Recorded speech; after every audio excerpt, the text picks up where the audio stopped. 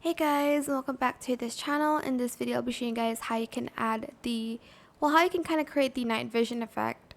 So go to the filters section and you're going to just search for night vision. I'll just type in night, and then you're going to select this green one. It's a free filter, I think. Just place it inside of your video. You can adjust like the intensity of it. I'm just going to set it to 100. Then I'll just go to adjustments and I'll adjust it a little bit more. Maybe adjusting the exposure here, the contrast.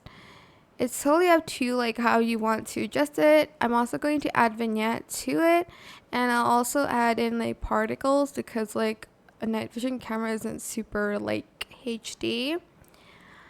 And then also you can go to effects and like try to find like a camera or like a VHS frame to add on top of it if you'd like to, like this.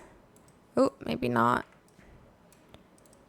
Trying to find like maybe the camcorder one, like that.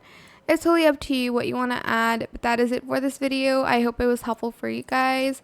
Don't forget to like, comment, share, and also subscribe to this channel if you haven't done that already.